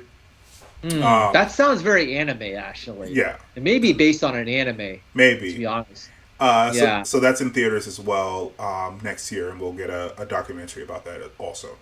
Yeah. Going back to the Buzz Lightyear one, I remember that in Toy Story 2 that I think Rex was watching like a Buzz Lightyear show. I know they had an animated series. I remember that they had an animated series, Buzz Lightyear from Star Command, and I think Disney Channel had that. But I was wondering if it's going to be based upon the animated show that they had all those years back, or is this something new? I'm just curious. It seems more serious than the animated show did. I don't know if they're gonna do the goofy design. If you remember, Zurg's design was kind of goofy, and also there was like a "I'm your father" kind of Luke thing that they did as well. Yeah. So exactly. I don't think they're gonna do that. I think they're basically trying to do like an MCU version of the Buzz Lightyear movie, because it looks far more serious. So like even in his spacesuit, it looks very similar to the Toy Story one, but the stickers that he had on are more stickers that would appeal to kids in the Toy Story show, and they replace those areas with things that are more functional for an actual spacesuit. In the trailer. So yeah, I think they're probably going to be. I mean, I think it's still going to be family friendly sort of stuff, but it's probably going to be closer to like, I don't know, Raya the Last Dragon rather than like Toy Story and like the kiddie kind of range of things. Yeah. Understood. Yeah. And the last thing I have is that on Hulu we are going to get a Predator series. And it's going to be called Prey, and it's going to be set in the not ancient America, but like past America, and the Predator is going to be hunting a Native American warrior. So it's going to be before the Americas were colonized. So that's going to be that's the premise of the show. So Interesting. I think we don't have a whole lot of television shows with Native American representation, so I'm interested to see what they do with that. Really, what we have right now, I think, is Reservation Dogs, and that's pretty much it. So I'm interested to see how they handle that. Hopefully, they have a lot of consultants who are actually from tribes that are consulting consulting on the show. I mean, based on their track record, they probably will be very sensitive to that. I mean, it would be a kind of like a nightmare if they had to kind of put out that fire if they did something very insensitive. I don't know. People still make unforced errors. Even like today, I was watching The View, and they had to pull. So there's a show on Netflix with Neil Patrick Harris, and they had to pull one of the characters out because the actress who took the role, when she got the script, was like, "This is a very stereotypical maid role," and she complained about it. So instead of adjusting the role, they just removed her from the show. So people make unforced errors still that you think in 2021 you wouldn't make, but people people are in their own echo chambers. They're hearing on their periphery that they shouldn't act. They shouldn't do in a certain comport themselves in a certain way. That they should be more sensitive and bring other people in the tent, but they don't necessarily have to do that. They just kind of pay lip service to it. It's kind of like what happened after the protest that came out that started after the murder of George Floyd back in 2020. Like, there were a lot of corporations that put out press releases, but there are very few that actually followed up sincerely. So fair. Yeah. So fair. All right. So that's the end of. I mean, we talked for about an hour here. That's the end of everything that they released on Disney Plus. They a lot of news. Most of it Marvel. They a very few from the other studios under Disney, but that's what we got. And also today, as Colin mentioned at the top, we released our reviews of Shang-Chi and also Raya and the Last Dragon in commemoration of Disney Plus Day. So go check those out if you haven't seen them. They are both available on Disney Plus, and also Shang-Chi is actually available in IMAX format. I watched it earlier today with my son, and he loved it. He's now he's less than 2 years old now, and he gets excited every time he hears the Marvel. All right, so I'm gonna transition into a review of No Time to Die, which was out today. This week. Came out on Tuesday on PVOD, premium video on demand. So before we do that, though, if you're enjoying the conversation and want to be part of more conversations or keep up with conversations like this in the future, please like and subscribe to the channel, or follow if you're on Twitch or Facebook. It's the only way the algorithm actually knows that we exist. So we really appreciate it. Thanks. All right, so No Time to Die. Let me get my notes here. Actually, so as usual, what we're going to do is go through our spoiler-free thoughts about the movie, and then we're going to talk spoiler talks about this last James Bond outing for Daniel Craig. The summary that we have for this movie that I pulled is, in No Time to Die, Bond has left active service and is enjoying a tranquil life in Jamaica. His peace is short-lived when his old friend Felix Leiter from the CIA turns up asking for help. The mission to rescue a kidnapped scientist turns out to be far more treacherous than expected, leading Bond onto the trail of a mysterious villain armed with dangerous new technology. So that's the spoiler-free press release for the movie. So, Colin, what did you think of No Time to Die? Well, I watched it yesterday on PVOD, so I was able to, again, this is actually my first time renting a movie, because I don't usually rent movies. I've been watching the streaming shows or streaming services, and basically just when the movie comes out on streaming, I'll watch it. But because of the continuing role of how the pandemic is played, and also the fact that, it is a commitment to go to the movie theater, that I found it very interesting that companies are using this option of having it be out for about 45 days, and then right after 45 days, they put it onto PVOD. So my impression of the movie was pretty good. I say still Casino Royale was the best for me. I think that it still kind of ranks up there as the best one out of the Daniel Craig movies. Skyfall, I think, is still number 2 for me, and I think I would put No Time to Die at number 3 on my rankings. It's not that I don't like No Time to Die, but I just think that those other 2 movies are better for me. I just kind of have a more deeper connection to those 2. But I mean, if I watch more of No Time to Die, it might change. So overall, I would say it's pretty good. I think that there's some elements to it that was, again, repetitive to some of the other spy movies that we've seen in the past. It's almost like they're in competition. Bond and Mission Impossible is kind of like in competition with each other in many ways. But I did feel as though there were some parts that were kind of slow. There were some parts that I didn't really quite understand the first time. But as the story kind of evolved, I kind of got it. There was a big reveal as well, a couple of big reveals near the final act of the movie that was really interesting and compelling. But you kind of saw it a mile away in some ways.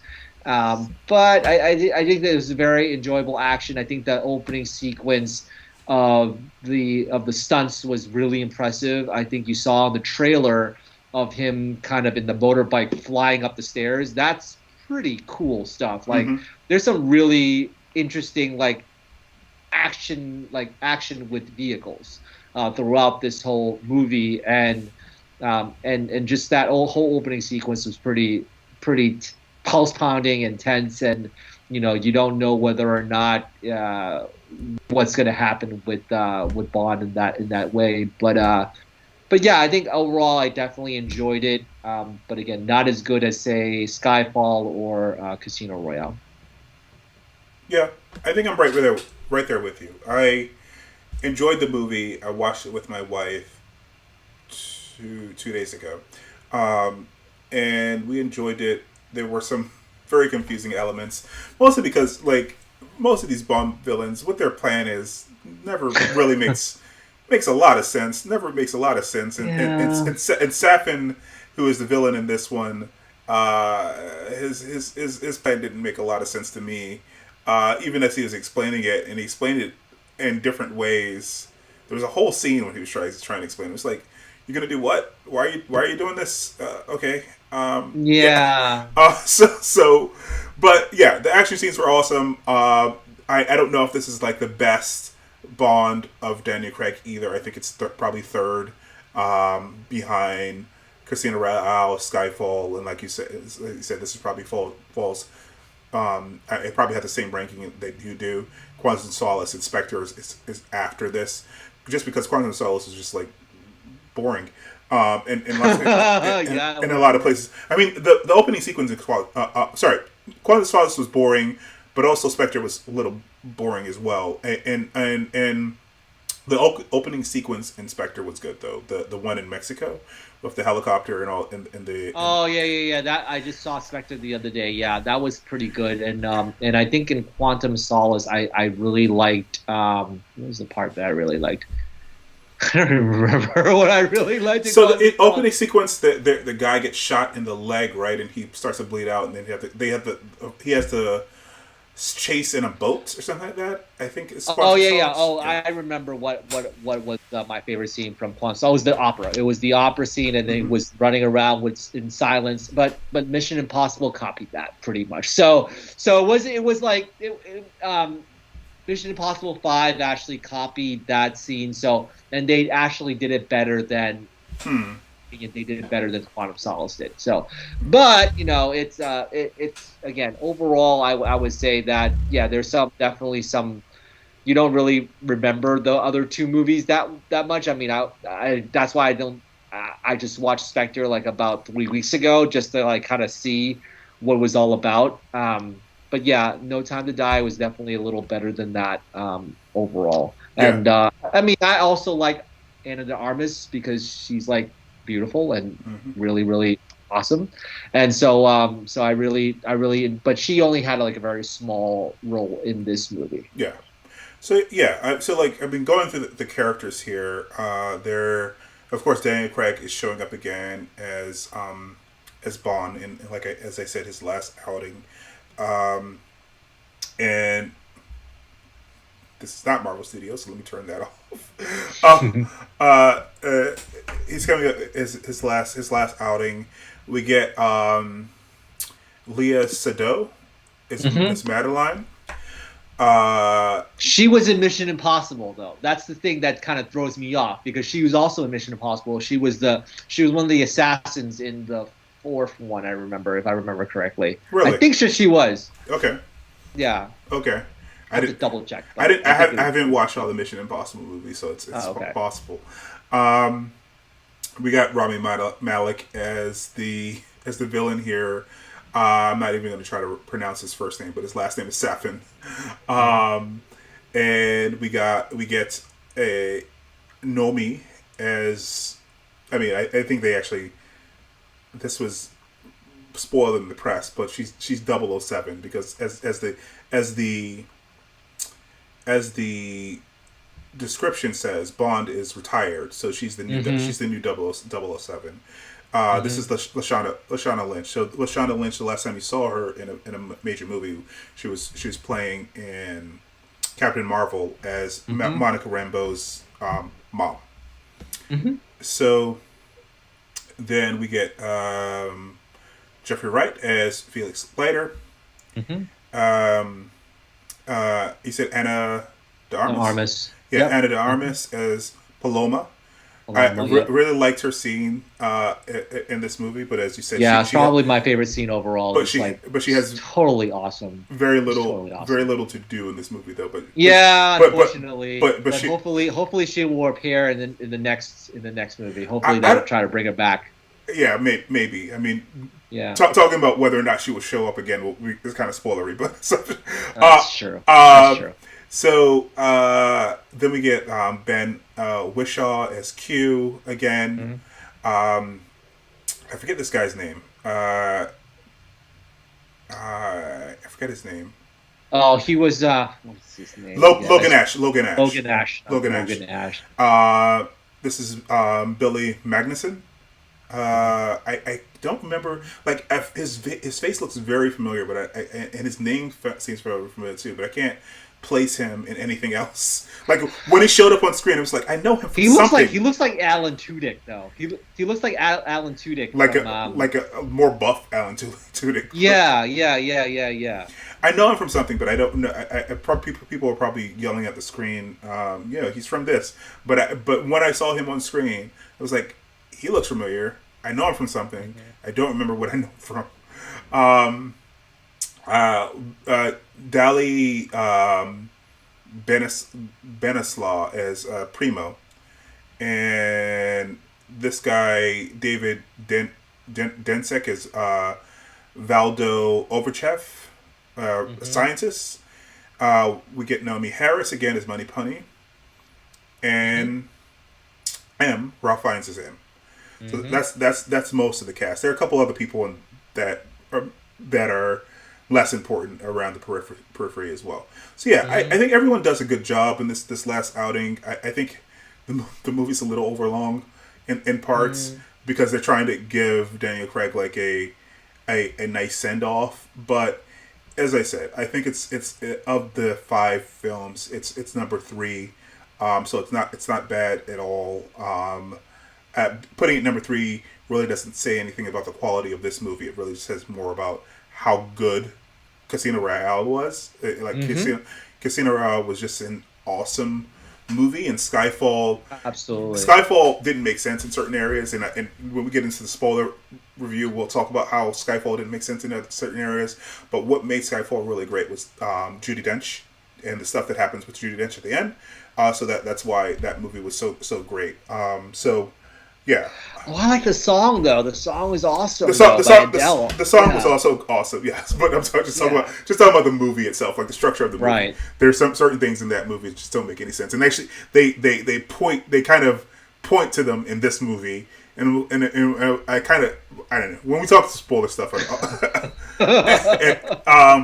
it was still a better. I think it's still a better movie than this one, just because I enjoyed it more.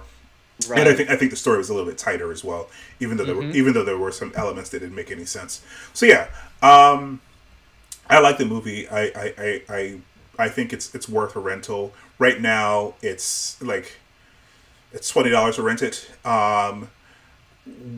You and I both waited to rent it. We didn't go to the theater. John was actually supposed to join us tonight, but he couldn't join us. He actually went out to the theater to see it. He might have more strong feelings about it. I say, if you really like Bond, rent it now. We both rented it now. If you're like, I don't know, like I am on the Mission Impossible things, where you've missed some installments, you can wait a month or so and rent it for $5. I like Bond so much that I rented it for $20, and then when they have it that you can buy, I'm probably going to buy it as well. So yeah. All right. All right, so we can get into the spoiler talk now of the movie. If you haven't seen it, go see it. But last warning, spoiler talk. All right, so this movie has a couple beginnings. So so like you have the general like James Bond moving into the frame, and then he shoots thing, which they have in every single movie. But before we get to the giant set piece action thing, we get a flashback with Madeline's character. So in the past, as young Madeline, we see her witness the murder of her mother by Safin. So he was I guess he showed up to his house to kill. Sorry, he showed up to Mr. White's house to try to kill him, and he wasn't there. And because he wasn't there, he decided to exact some revenge on his family, because Mr. White was responsible for the death of his entire family. I think was when he was a boy. So we see those scenes, and we also see that even as a child, Madeline was kind of deadly. She shot him several times. I'm not sure how he got up there. I guess she did shoot him where she should have tried to shoot him, where they tell you to shoot.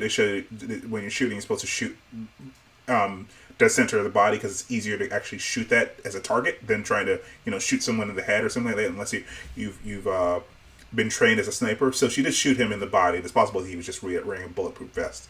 So he gets up and he tries to and runs after her, and she falls, and their house is off of a lake, and she falls through the ice, and it looks like he's going to kill her, but we know that he doesn't kill her, because once we find out that he's that she is the daughter of Mr. White, we know that she survives later on. So he actually saves her. So he pulls her out of the ice, and that's how that scene ends. And then we cut to the scene present day, with Madeline and Bond after he's retired, and he's basically going around the world with Madeline. I was watching this with my wife, but I was also doing some work during this scene. So like, is she planning all the places that they go, right?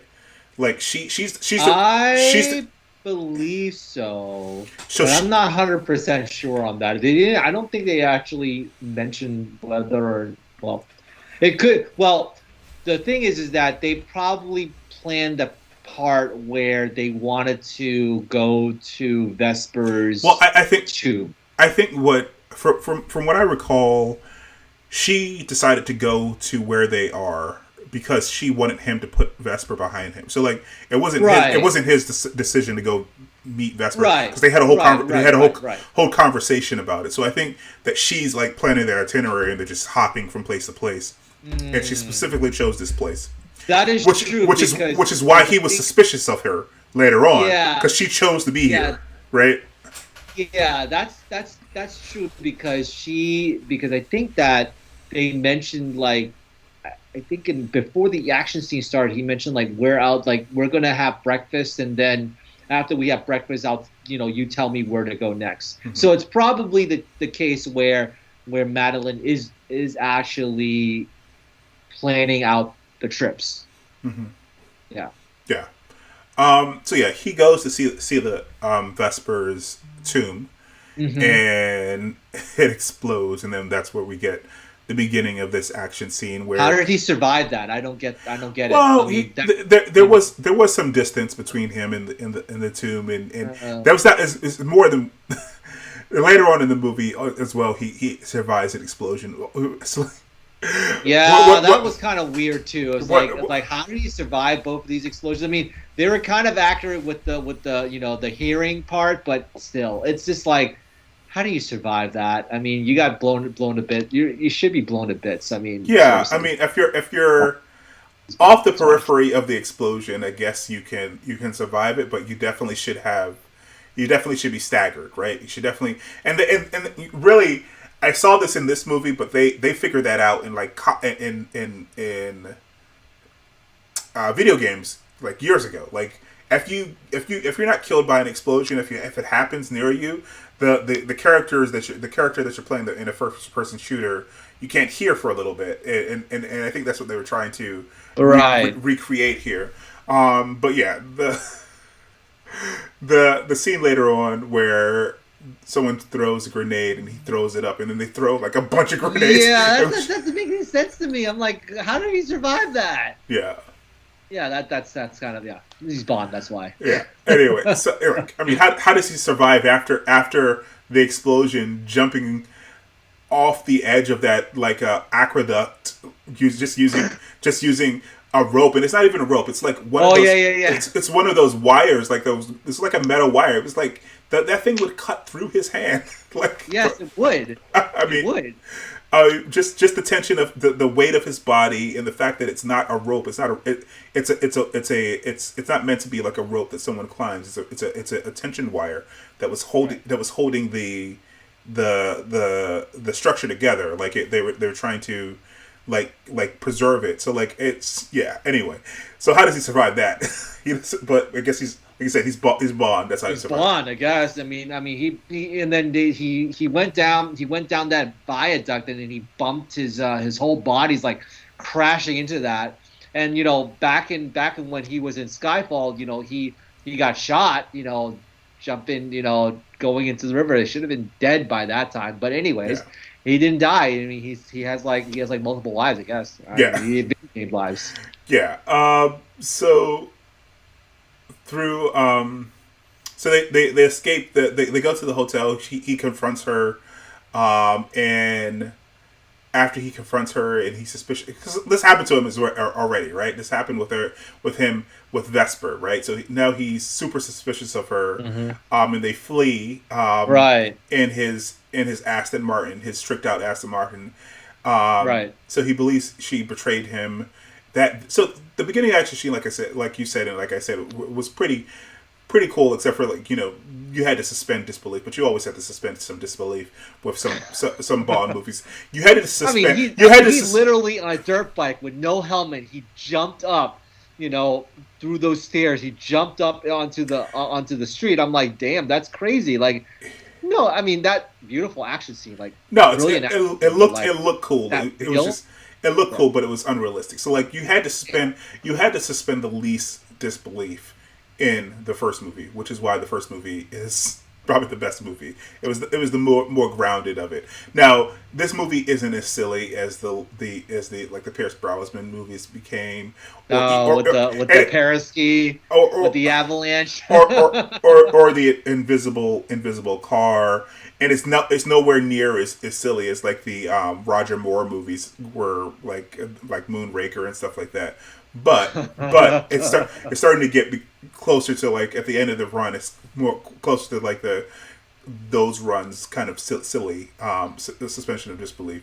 But anyway, I wonder why they did. I mean, I think that because people were very waxing nostalgic about those old Bond movies, that they try to go back to that, not just with the quips and with all that. I mean, you definitely saw a lot more quips and stuff yeah, in this film, but like it's if you go back to terrible the film Bond now humor. Yeah. and stuff, you don't really see that. You don't really see the quips. You don't really see the shaken not stirred. He mentioned the line, "Do I really give a damn?" No, he didn't give a damn. So it's like, so I think they were trying to they were trying to go against type, at the beginning, and it kind of worked. But then people started to like, oh, we want that kind of like nostalgic Bond, and then they kind of probably went back the other way. I guess I don't know why. Yeah, I mean, Maybe a previous decision. Who knows? like I said, it doesn't get as ridiculous as the Right. older stuff does. I mean, it doesn't have exploding pens and things like that.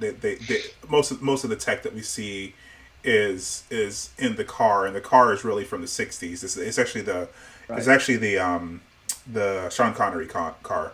Right. But yeah, I mean, it's basically the Sean Connery car, except for we also saw him win it in Casino Royale, so it's not that car. So whatever. That's true. We saw him win it in Casino Royale, and then I guess he tricked it out by MS, or he had Q trick it out. But anyway, But how did he get that car back? Oh, he probably found some way to get the car back because it was in Bahamas. And it was it was in the Bahamas. All right, yeah. all right, all right. Yeah. They get it back somehow. Yeah, you can ship a car. I mean, my family's from an island country. All the cars that are on the island get shipped in, so you have to. Okay. So you can ship them out as well. So, which is so weird because he bought it. Unless that person actually lived on that island, that person had his car shipped to Bahamas just so he could drive it around. Anyway, so Bond leaves Madeline, and then there's like a 5-year jump, and he's in Jamaica, and this is I think they were trying to do all the Ian Fleming things because Ian Fleming really loved Jamaica. It showed up in a lot of the Bond novels and also a lot of Bond films. So I don't know if we've been to Jamaica yet with Daniel Craig, but if we haven't, this is why. No, I don't think we have. Actually, if we haven't, this is why we have to be in Jamaica here. That's the only place that Bond would. Because he went to Haiti actually in Quantum Solace. He went to just Haiti, and then it was what other places? But yeah, but Bahamas definitely from Casino Royale. So no, he hasn't been there. Yeah, so he's in Jamaica. As the description says, he's basically, and it's a very, very nice house. It's a villa basically because he has like his rooms are separated by like land. Like you'd have to cut through a yard to get to like his bedroom. I've stayed in hotels like that, but to own a house like that has to be super expensive. But I guess he has a nice pension for being. I guess so. It's like, dang, it's like dangerous job. You're gonna get a nice pension for it. Yeah. So he is. Felix Leiter.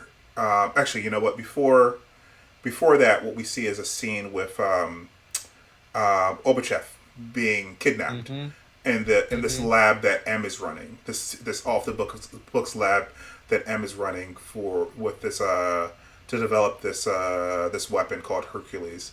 So Obachev is kidnapped, and we hear him on the phone with Safin, and he's kidnapped by Spectre, and the bioweapon is stolen. That has nanobots in it. Like I said, this is part of the plot that doesn't make a lot of sense, the nanobot stuff. So the nanobots that can infect you like a virus upon touch and are coded to people's specific DNA. And it's lethal to just the person who it's coded to. It wasn't very clear to me at the very beginning what was going on until M explained this later on, because it's like they're in labs and they're talking about Ebola and they're talking about smallpox. But he's like programming things. I'm like, why is he programming things if this is in a biolab? And it's not explained until later on that it's nanobots. That's why he was programming things. So it's harmless. It's harmless to everyone else except for the people that it's actually coded for, because the nanobots are coded for the person. So Bond has retired in Jamaica, and then Felix meets up with him, and he tells him, he wants to employ his services because the British intelligence isn't really being forthcoming about what happened with the lab, right? He doesn't feel at this point. Felix doesn't know what the bio agent is and what, but Mm-hmm. he knows that this scientist was stolen, right? Um, and he meets in the same scene or later on.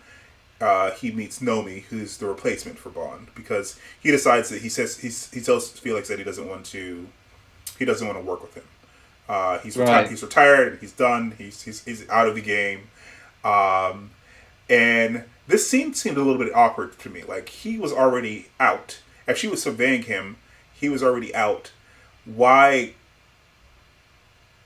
follow him home? Not even follow him home. Break his car so that Yeah. she has to take him home.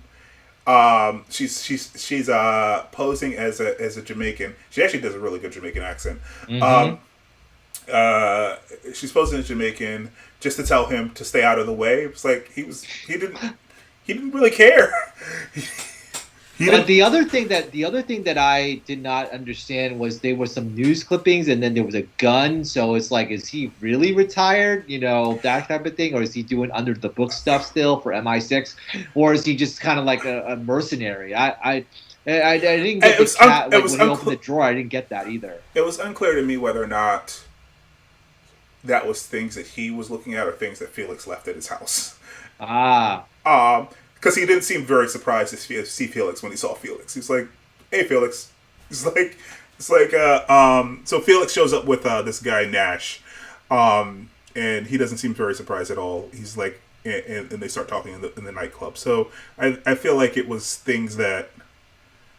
clippings that maybe Felix left him. I don't know. mm-hmm. Um, there. Oh, let's see. I'm trying to look through the notes here. So he declines. Then she tells him a little bit about the Project Hercules, and then Bond agrees to help Leiter over Naomi's uh, warning to not interfere. Mm-hmm. Again, I really like Lashana Lynch, and I hope and I if there wasn't a pandemic, this would have been a really good opportunity for her. That Mm-hmm. being said, this movie should have been written without this character because they don't have Mm. anything for her to really do besides being antagonistic towards Bond. If they were going to give and this isn't my idea, by the way. This is actually something that I heard elsewhere that I agree with now that I actually seen the movie. If they were going to give this to another woman who could be antagonistic towards Bond, Moneypenny is already there. Moneypenny was already in the field, Mm-hmm. already. So saying that she went back to the field would have made more sense. And now Naomi Harris is awesome. So they should have just given that to Naomi Harris, and now they just have this random woman who he doesn't have any kind of relationship with whatsoever. Naomi Harris has been in the last three movies. It would have it would have made more sense for her to go back to the field. Um, Mm. But I think that they've already kind of established the fact that they didn't want her to be in the field because I mean I think I remember. that wasn't her mistake though. It was like I mean there was a lot of No, movies. no, it wasn't her mistake, but I think that in Skyfall it was kind of acknowledged the fact that she wanted more of non-field work instead of going back to it. But it would have to be some sort of motivation to get her to get back into the I mean, field. they wrote a Yes. they wrote a whole nother character that had no background or connection to Bond whatsoever. I'm pretty sure they could have figured out a way for her to go back to the field, given that she has years of experience with him. It would have those scenes they could have had some of the same scenes with her with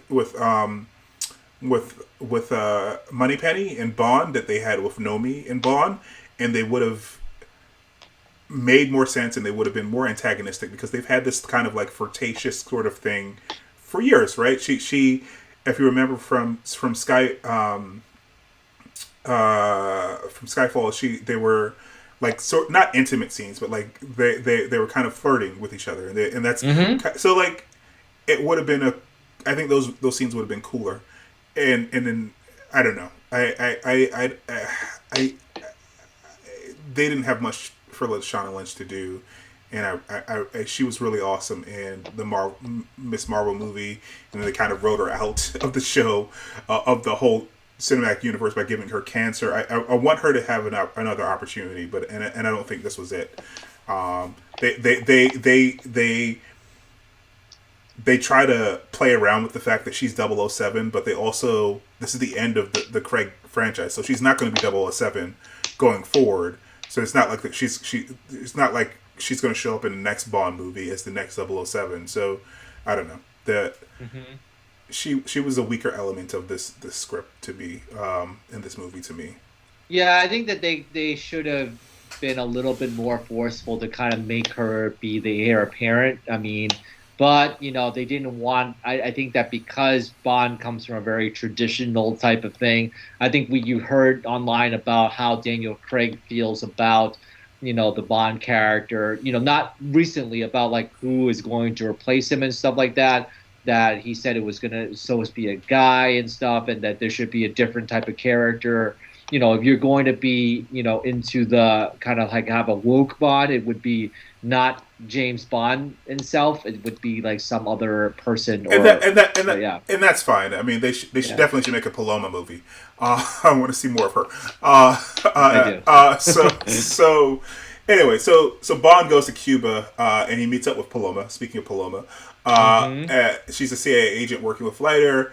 They infiltrate Spectre meeting where Blofeld is having a birthday to try to retrieve Oberchev, and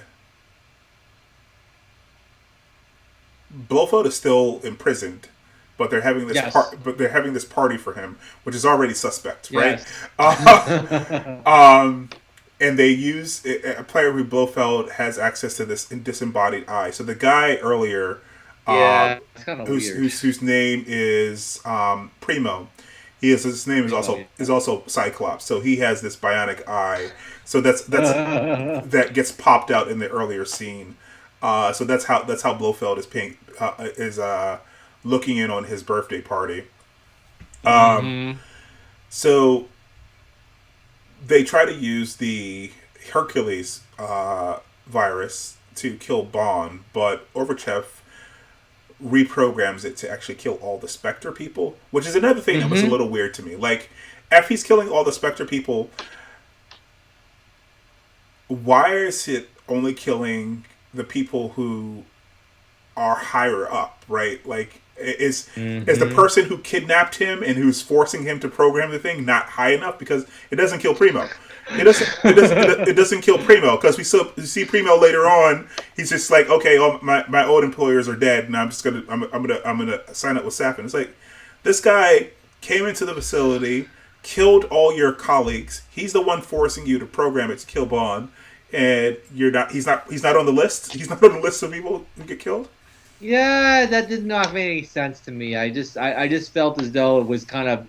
How did they know that? How did he know that it was like the higher ups? So it's like a cutoff. It's like, yeah, we're just going to get executive level. The executive level. Yeah, we're just going to get the executive level Spectre members, and then like anyone below executive level, yeah, we're just going to leave them alone, and it's okay. Like, we're just going to program it in there into the nanobots, and then then that'll be that. So, very selective. I don't know. I didn't understand that as to how they delineate who was the higher ups and who was not.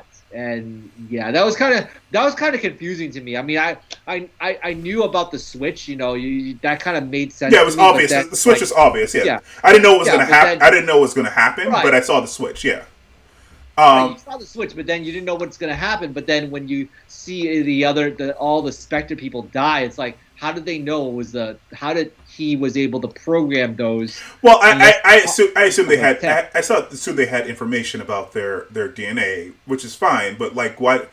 It seems like an arbitrary cutoff where they right. Like, right, I would kill everyone I would kill everyone so that's not my scientist, so I can get my scientists out later, because all the henchmen didn't die. So you had a bunch of people shooting at Bond and also the scientists. Like, that's not the best way to extract your scientists. Kill everyone so that your scientists can get out. But whatever. Right. So there were like a lot of the henchmen that were all over the place, and it led to a great action scene. Right. Great action scenes, but I'm not sure who they're. I mean, I guess people, if you have a job, even if your boss gets killed, a couple minutes after your boss is killed, you're like, oh, I'm still doing my job, but it's like I'm still gonna do my job, and I'm still gonna shoot that secret agent, Yeah, it's like okay. It's kind of weird. It's like I'm not sure. No one's paying me to do this, but okay. No one's gonna be. It's just all about survival, I guess. I don't know. Yeah. Anyway, so as we were saying, the Blofeld thinks that he has Bond, and he's going to kill him. And Bond actually doesn't know that Blofeld. He would have actually died here because he showed up to this event and he thought he was stealthy, which is weird though. If you actually think about back to Skyfall, this is the second time he showed up to a Spectre event, and Blofeld was like, had a bunch of people around him, was like, yeah, we know you're here. So everyone at Spectre knows what he looks like. So why would he show up to another Spectre event, not with the expectation? No one knows who he is still. with the expectation that no one would know what his face is. Like, that's what he did in Skyfall. And they were like, and Blofeld was like, cuckoo. It's like, why would he do it all over again? I don't know. I mean, maybe Bond has some special magical powers. He's too charismatic and too handsome looking that he just wipes people's memories away, and then no one knows what's going on. Yeah, it's Bond. That's why. Anyway, because he's Bond. That's why. Anyway, he would have died here if Oberchev didn't change out the programming to focus on the Spectre agents. But anyway, Bond goes to. So it kills all the members of Spectre with the nanobots on Safin's order, and then Bond captures Oberchev after fighting a little bit with Nomi. And I mean, this just shows her as like sort of incompetent because she takes him for a little bit, and then he gets stolen again by Bond. So she meets up with Leiter and Ash on it's like an oil tanker or something like that in the middle of the ocean. Yeah, it's like a boat. Yeah, oil tanker boat. Yeah. And this is where we get the cool scene with Paloma, where we want to see more of Paloma. Just before the rendezvous, and she says she only has 3 weeks. 3 weeks. That is so much crap. When I first heard it, I was like, "There's no way you only get 3 weeks." It's just like 3. You're like, she kind of played it off as though she was a doe-eyed, and it's like, no, you're not. You're some secret assassin and things like that. No, definitely not 3 weeks. Yeah. There's no way you can have 3 weeks of training and be that efficient, that action packed, and like in heels. Yeah. In a slit dress. Yeah, she made it look. Butt. There's no way you can do that in 3 weeks. She made it look good. She made it look much better than anyone else in this movie because she was doing it. She was doing it in heels, and she was awesome, very effective. Yeah, absolutely. With in heels and a dress with a slit in it too. So yes, exactly. Yeah, it's like totally awesome. Yeah, but yeah, we leave her because that's the last time we see her. Hopefully it's not the last time we see her in any Bond movie, but it's unclear because what happened with Bond at the end. I think they're going to recast because like this is the definitive end of the Daniel Craig stuff. So we'll see. They also killed off Leiter, which is what happens in this scene when they meet up on the oil tanker. So Ash turns out to be a double agent, working for Safin. He shoots Leiter, and then he explodes the oil tanker, which, Leiter was still alive until the oil tanker sinking. Then he definitely dies.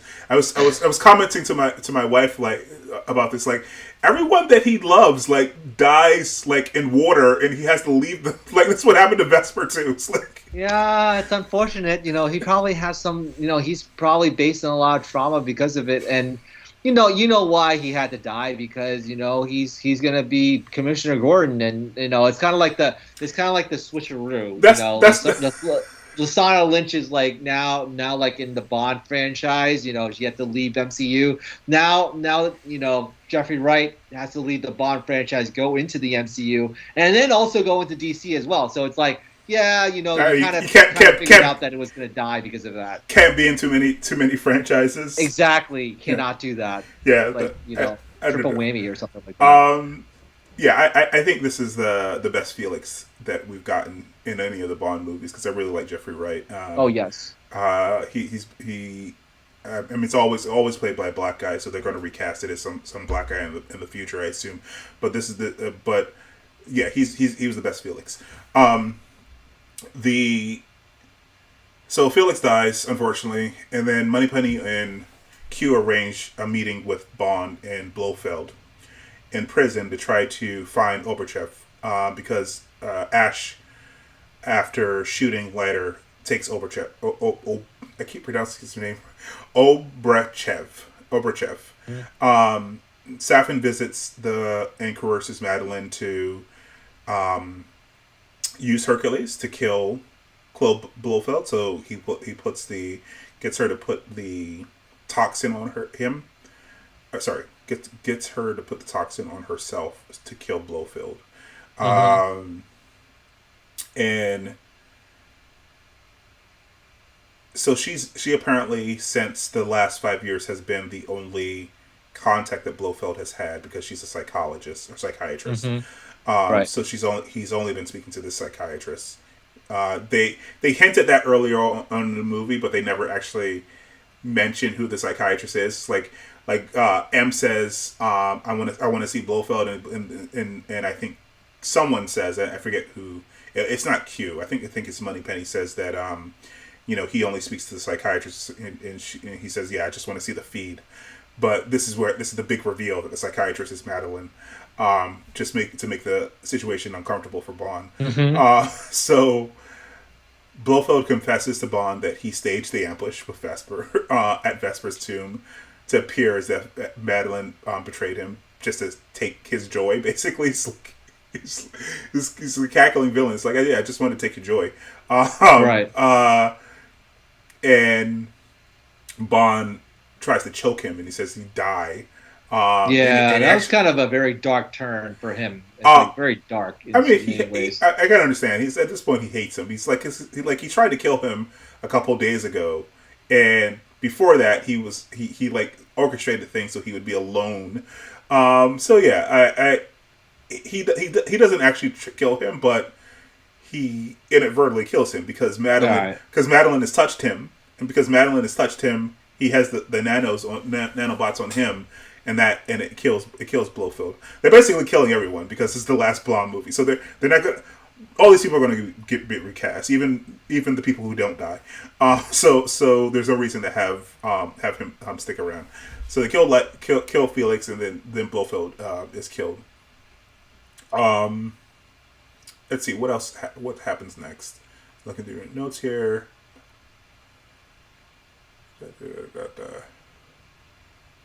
Yeah. So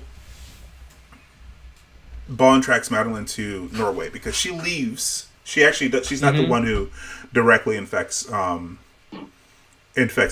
but she leaves, and then after Blofeld dies, she's the prime suspect, of course, because Bond didn't kill him directly, so they're trying to find her. Bond says that he doesn't know where she is, but he actually does track her down in Norway.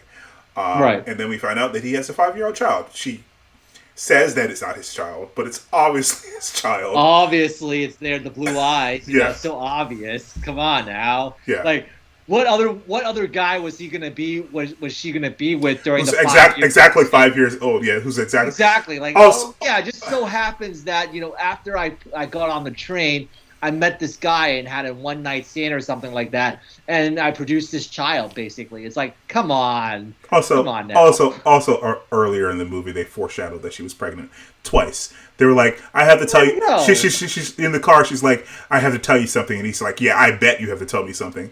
That's obviously what she had to tell him. Also, when he put her on the train, she holds her belly. for a second. So That is interesting. I did not see that part, but so, also, but I think that now it makes sense as why she was so fearful. yeah, It's not just fearful for her life when they were in the car, yeah, and the assassins were like going after her. It was, oh yeah, because I have a kid in my belly. yeah, That now makes a lot of sense, and yeah, it's just like, is he that naive? It's like, come on now. He probably didn't believe it. He's like, come on now. Put two and two together, yeah, and like just the whole hypothetical. Yeah, she actually like went on some fling, and then had a child. Like, come on, no, yeah. she didn't. Yeah. Yeah, she swears up and down it's not yours. Anyway, uh, so Madeline now tells Bond about what happened when she was a child. That Safin saved her, and also tells him about the fact that Safin's entire family was killed by Spectre, and that his family owned an island. So that's the clue that we get to where Safin is. So then I think that we get more. So like I forget that. So I think Bond gives Nomi a clue to where Ash is, and then she's tracking down Ash, and then at some point Bond is like finds that Ash that Nomi is going towards where he is, and she's like, oh, so Ash is on his way. So they Right. I actually like that action sequence was actually pretty good as well. So like there was a bunch of driving stuff that was pretty cool. That was pretty cool, and then there was a bunch of stuff in the woods that was pretty cool as well. Yeah. Because he was like almost like a gorilla, like a gorilla in like the jungle, like picking people off and getting people who were in cars who should have an advantage to like kill themselves. So, like he got Ash to throw himself from the car and then he has that line about the fact that I had one brother and his name was Felix Leiter, and he drops the car on him. He dropped the car on him. Yeah, yeah. Yeah. But I do want to mention one thing is that as they were escaping in that car, I just wonder as to like why didn't those other people that were in the black SUVs like said, well, isn't that obviously Bond? I mean, they're driving away from it, and then they had to drive there and then come back. That doesn't. I mean, anyone could have been going down the road, right? It's not like they were looking for cars. They're I think their expectation was that they were going to get the drop on him or something like that. But there were two of them, so couldn't you like just say, "Hey, you guys go over there, we go over here, and try to see, and then let's." But anyways, that's just a little inconsistency. I saw that. I was like, that doesn't make any sense to me. It's like, why did you try to be invisible or like, kind of like trying to escape in a civilian car? Nah, so like, I understand what you're saying, but like, only two of them went to the house. If you remember the chase, like once they were driving across the plains in the whatchamacallit, all those cars came out. Like there was a bunch of cars, there was a helicopter, there was a bunch of people. There's like they came out like the woodwork. It wasn't those two cars anymore. It was like a bunch of people that he had to like avoid. Wasn't it? Or if I'm mixing this up with the beginning sequence. I feel like there was a lot more cars than those two cars because they had the helicopter and they had a bunch of other things as well that was chasing him. In that sequence. I mean, I only watched the movie once, but I think there were other people like that were waiting in the wings to catch him, and I think those two cars just turned around to go after him as well. So I don't know. Mm-hmm. So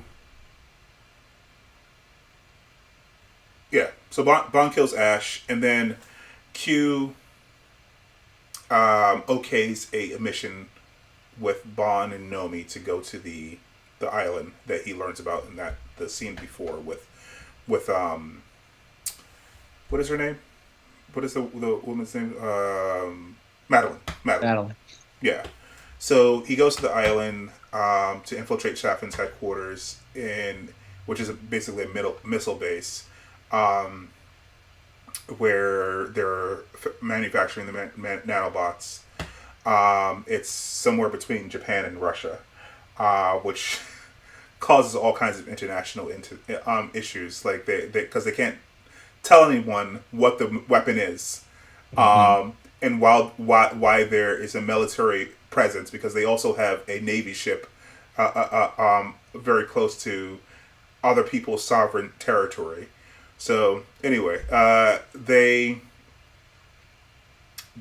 get to the facility, and they set some charges, I think, in the lab. Hmm. And Bond kills a bunch of Safin's men. Oberchef gets killed. It's like Oberchef, like I didn't really have a big issue with Oberchef. He just seemed, I don't understand why he was following Safin, but they just tried. They made him a true villain in this conversation that he has with Nomi. He's like, I could Right. just I could just target your entire race. It's like, okay, It's kind of racist. I guess you're a Nazi now. Like that you Yeah. like earlier in the movie you were just seemed like a bumbling scientist who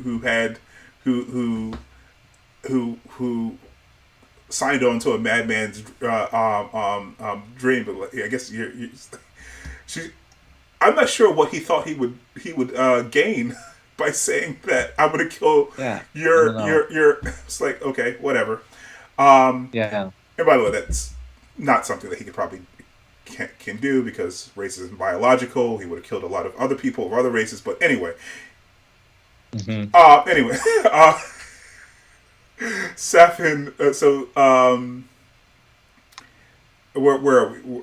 We're in the story now. So she kills Urshef by killing him into the nanobot vat. I'm not sure why that would kill him, because it was a vat where they were growing the nanobots. I'm not sure, they were not programmed. I'm not sure why that would kill him, but it killed him. But whatever.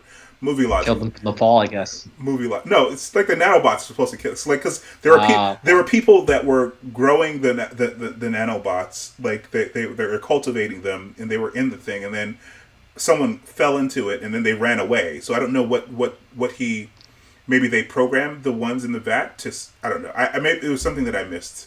Uh, It's probably like a baseline thing where where it it's kills yeah, it everyone. kills everybody, but then you want to be when you weaponize it becomes more specific as to who you want to kill. Could be. Maybe.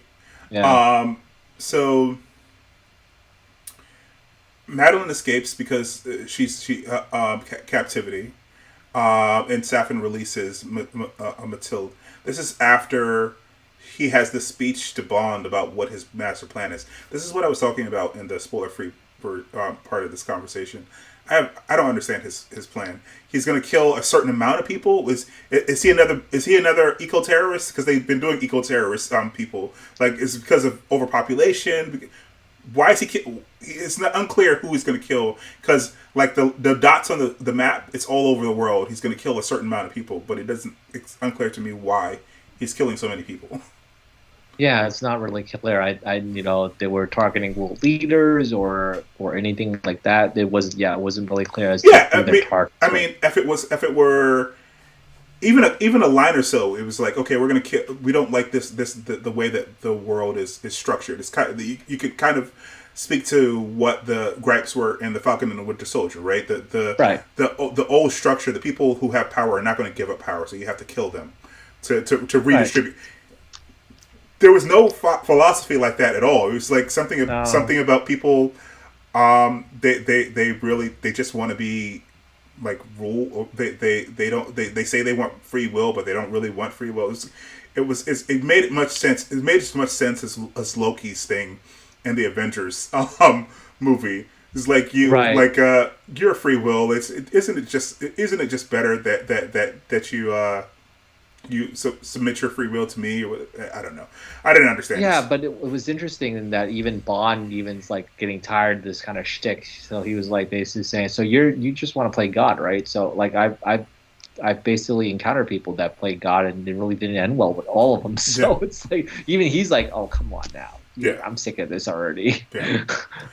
So Nomi takes Madeline and Mathilde away from the island, which is another reason to, like, I guess, write her out of the movie, so that Bond has this mask or whatever. I mean, like I said, they could have removed her from the movie altogether and just had Naomi Harris play this part, because Lashana Lynch deserves better. But anyway, I've said that already. So she leaves the island with them, and then he tries to. This is when the grenades get dropped down on him like rain, and he somehow survives that. God, this is so weird. This is so weird. Yeah. So he survives that, and he opens the missile silo because they're going to destroy the island. But if the silo is a missile the lab is in a missile silo, which is fortified against strikes. So he goes to open that up, and he does. But then Safin ambushes him, and then Safin infects him.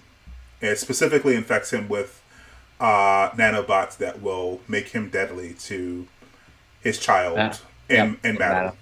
Yep. So Safin's plan is now pretty much done because he can't fight. I guess he can fight, but not like secret agent assassin fight.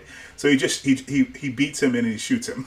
But now, but now he's infected for life. That's another thing that was unclear to me. And unclear to my wife as well. It's like, why are the nanobots why is it eternal? Why is it until it's like, after little robots, they lose energy at some point, unless they're taking energy from you, and that's how they persist forever. I think they just wrote it that way because this is his last movie, and they had to have a reason for a reason for what's going to happen at the end to not escape the missile strike. Yeah, exactly. And in any other Bond movie, he would have escaped the missile strike and some unbelievable tactic or whatever. Right. Yeah. So Madeline confirms that he is the father, which everyone knew, and then the missiles strike the island, and then he dies. Or did he? Yeah, Daniel Craig goes out in a blaze of glory. So I think what they're going to do is basically to reboot it, just like they did with him, and they're probably going to reboot it with a younger actor later on. So they're going to probably give it a year or so, and then they'll reboot with a younger actor. And now they have to consult Amazon on that choice because Amazon owns the studio now, MGM. Yeah, and that's pretty much the end of the movie. They have an epilogue with money at MI6 with M and Moneypenny and Nomi and Q, kind of like pouring one out for him. But that's pretty much the end of the movie. And then Madeline goes off with Mathilde, and she tells her about her father. So yeah, that's pretty much the end of the movie. Like I said, this movie was better than I don't know, 40% of the movies, because it's like the third. But I think that the first movie was definitely the high watermark, and then you got varying quality throughout his run. Right. Yeah, I definitely agree. Yeah. Yeah, I definitely agree with that. I think that that definitely the first movie is a high watermark. I think it was really perfect in many ways, and and it's still very rewatchable even today. Like you can probably pop it in right after this review and just watch it, and still wouldn't miss a beat. And I think that Skyfall does have its problems, but at the same time, I think it was still very enjoyable overall. I can still rewatch Skyfall like multiple times. Now I remember what the issue was. Like with Skyfall, Q's supposed to be a super genius, right? Like he's like a IT person with far less education, and also like I guess pedigree than Q would understand that you don't plug a computer into your network. It's made no sense whatsoever. So they try to pinpoint. So they try to like put a button around it in this movie when he gave him the USB stick, and he's like, "Where has this been?" And I thought he was talking about the fact that it went through his digestive tract, and he's talking about like he shouldn't have plugged the whatchamacallit's computer into the network. Yeah, so he puts this USB stick into a sandbox, which is the way that you use that's the standard procedure for reviewing data that you don't know where it's from, because it could be a virus, it could be a anything, right? So yeah, he puts in a sandbox when he gets the USB stick. That's the USB stick that he gets in Cuba from Oberchev. Even though he loses Oberchev, he has the USB stick because Oberchev drops it. So yeah, that was the thing that annoyed me the most about that movie. Even though, like I said, I like that movie a lot, but like someone who works in tech, like you don't even have to be you don't have to be very, very good at your job to know that you don't plug random things into your network. You don't. So Yeah, anyway. I know, definitely. I mean, there's all kinds of other random weird, like I forget the Javier Bardem is the bad guy, right, in that movie. Yes, he I was. forget what his name is, but his Silva. Silva's plan is also super convoluted. Like he has Oh yes, it it was. it assumes that the MI6 people are going to plug into the network, which is a big assumption. I mean, they do it, but like that's because the people who wrote the plan also are writing Q, but it's very convoluted. But like I said, the M stuff in that movie is really good. And there are other elements, even the stuff the scene between him and Bond at the facility, that like the homoerotic thing stuff, where Silva thinks that he's unnerving Bond, and Bond is Oh like yeah. what makes you think it's my first time? That all that Yeah, stuff, that was funny. that dialogue was pretty good. Was pretty good as well. So yeah, that movie was good. Not as good as Casino Royale, but it was good. And this movie is also good, but not as good as those two. So yeah, that's my thoughts about the movie. We now been talking for like 2 hours now. Do you have any final thoughts? Yeah, just a final thought is that I did go to the end of the movie just to see if there's any type of surprises or whatever. You know, we live in this post-credit world, but they said that James Bond will return. So Yeah, I did see that as well. It's not James Bond in terms of Daniel Craig might return, No, but James James. Bond, the character, will Yeah, yeah, return. yeah, yeah. I Yeah. saw that too. I also commented about that to my wife as well. It was like now every franchise has like a Marvel stinker at the end, because like James Bond will return. Okay, I thought we just saw him blow up, but like okay, Exactly, So, exactly. yeah, some other James Bond will return, when they Yeah. recast him. Anyway, that is what we think of the movie, but we're really interested in what you think. So please comment down below and like and subscribe for more content like this. And we will see you next time. All right. Bye. Thanks.